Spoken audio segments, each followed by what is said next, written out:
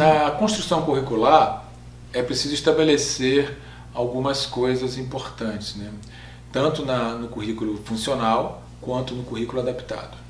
A primeira coisa, nós já falamos anteriormente, é uma aprendizagem personalizada. O que é uma aprendizagem personalizada?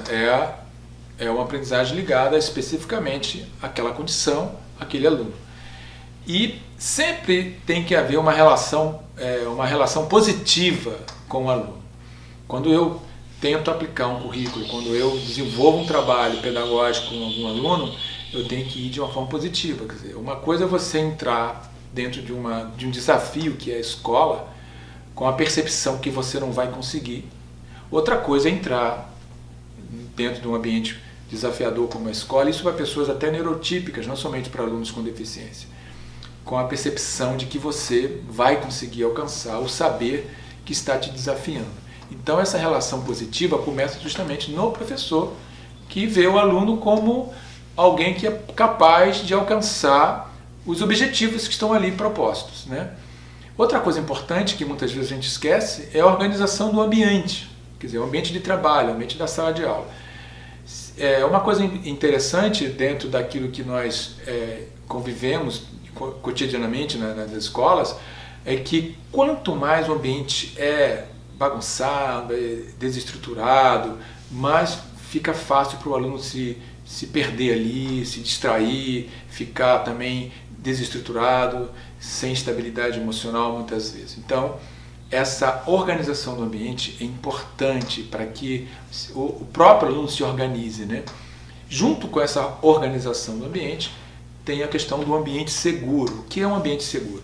Olha, eu estou falando muitas vezes de crianças que se autoagridem, crianças que se agridem a outra, criança que tem a dificuldade de locomoção, crianças com deficiência visual, crianças e adolescentes também, né? Essas situações, para que conviver com esse público que necessita de uma adaptação ambiental, é importante que esse ambiente seja seguro. É interessante que hoje nós temos tantos aplicativos que são baixados nos nossos celulares, né? no nosso telefone celular, esses aplicativos que ajudam a gente a entender muitas coisas. E, por exemplo, o deficiente visual, a pessoa que tem dificuldade de leitura, ou baixa visão, ou até mesmo que é cega, essa pessoa, ela hoje tem vários aplicativos que ajuda a entender muitas vezes as mensagens que chegam escritas, ou as imagens que muitas vezes são colocadas no Facebook, em outras mídias sociais.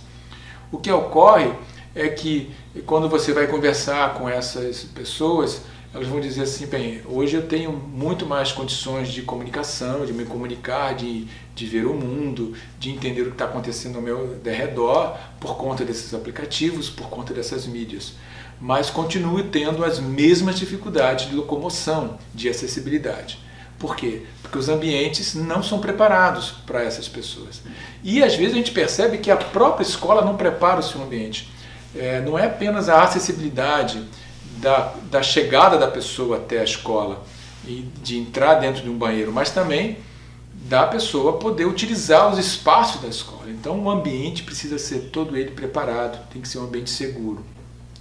Outra coisa que nós falamos lá no início, né, foi sobre a organização das atividades, a sistematização das atividades. E junto com essa estruturação, a gente precisa explorar os vínculos afetivos e os interesses do aluno. Quer dizer, elas são baseadas nesses vínculos, nesses interesses, né?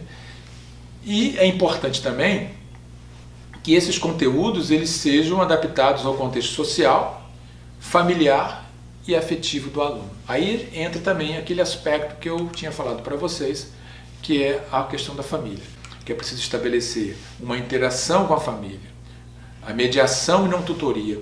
O que seria mediação e não tutoria? Mediação, como nós falamos lá no início, quando falamos sobre a questão da observação, da avaliação e da mediação. Mediação é quando o professor faz esse papel em que vai fazer a interação entre o conhecimento que o aluno quer adquirir em seu estado real e seu estado potencial. Mediar é estimular, mediar é provocar, mediar é dar condições para tal. não é justamente fazer o contrário, que é dirigir todo o processo, é cuidar. A educação em que nós vivíamos, meus pais viveram, eu vivi também, em que o professor tinha o domínio do conhecimento, o professor dominava tudo e eu dependia muito do professor, ou exclusivamente do professor para saber, essa educação já está superada.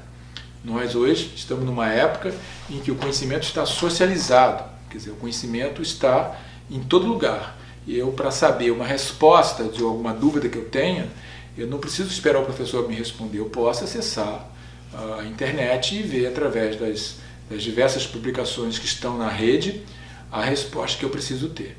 Então, na verdade, o professor hoje ele não pode ser mais aquele detentor do conhecimento.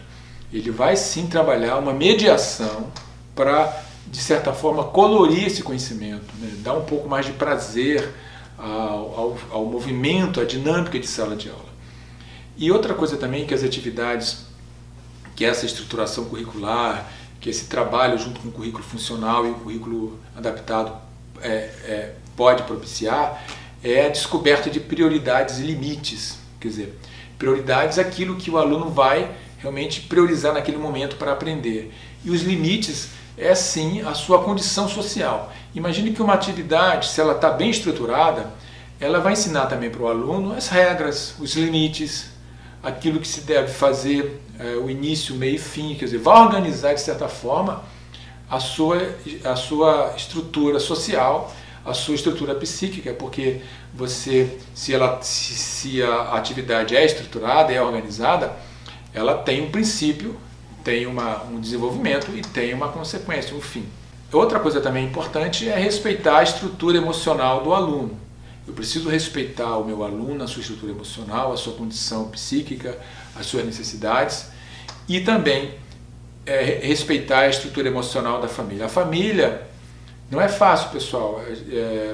Uma pessoa com deficiência, com alguma dificuldade comportamental dentro de uma família. Muda totalmente a dinâmica, muda totalmente aquela estrutura que nós pensávamos que poderíamos fazer, mas diante de uma situação como uma deficiência, as prioridades são trocadas, né? Há outras prioridades, como por exemplo a educação do próprio filho.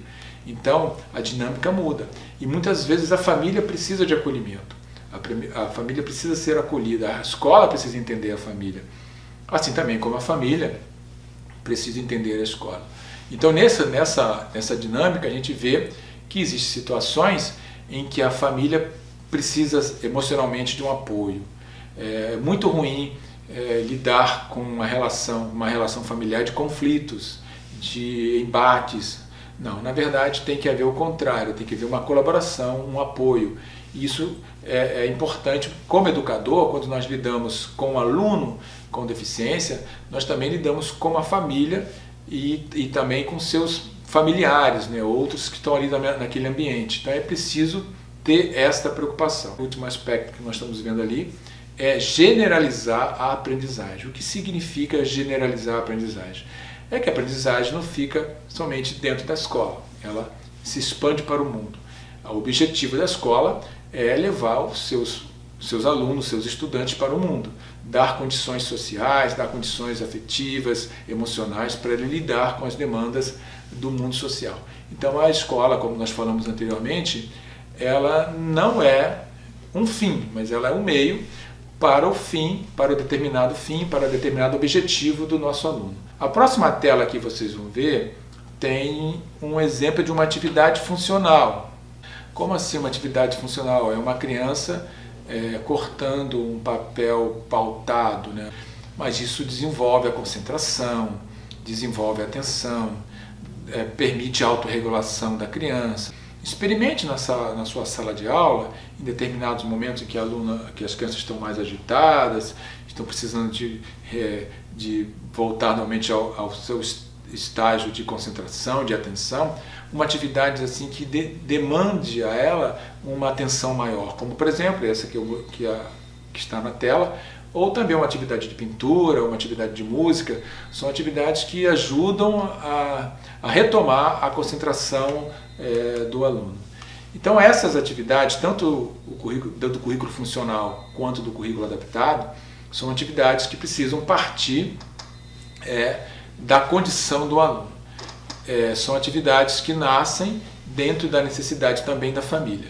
É importante ter esse diálogo sempre com a família para que a gente possa fazer um currículo, desenvolver atividades, desenvolver um trabalho, desenvolver práticas que sejam produtivas, né? Que sejam mais voltadas para quem aprende, muito mais voltadas para quem aprende do que para quem ensina. Não adianta eu ensinar alguma coisa que não vai ter relevância, que não vai ter significado para o meu aluno. E dentro do mundo da educação especial, dentro do mundo da inclusão, é preciso eu olhar muito para o meu aluno. É preciso eu visualizar uma pessoa, ver uma pessoa que precisa realmente, necessita grandemente de uma inclusão social e escolar. Então, para isso acontecer, é preciso eu me voltar realmente para as suas necessidades, para as suas demandas. Então eu vou ter duas situações importantes para observar. Primeiro, as condições que o aluno vem até mim, né, o que ele traz, aquilo que ele tem de conhecimento, aquilo que ele tem de carências, aquilo que ele tem de habilidades, as suas potencialidades. E a outra condição é aquilo que está sendo discutido, os temas, aquilo que a escola trabalha, os conteúdos escolares, aquilo que está dentro da aprendizagem da turma. Se nós estamos falando em inclusão em classe comum, eu não posso me esquecer que eu tenho que dialogar sempre com aquilo que o aluno está aprendendo dentro da sala de aula. Quer dizer, o aluno neurotípico aprende sobre Revolução Francesa, eu vou procurar adaptar o meu currículo, criar atividades junto ao meu aluno incluído acerca do mesmo assunto. Se ele está aprendendo, por exemplo, sobre a literatura brasileira, eu também vou fazer a mesma coisa. Se é algo mais primário, mais lá no início do Fundamental 1, como, por exemplo, os pronomes, os artigos, adjetivos, eu também vou trabalhar isto dentro das suas limitações, dentro das suas condições, para que ele possa dialogar sempre com o conteúdo da turma. Então assim a gente vai buscar uma construção curricular adaptada ou funcional para que o aluno possa desenvolver com bastante proeminência as suas potencialidades.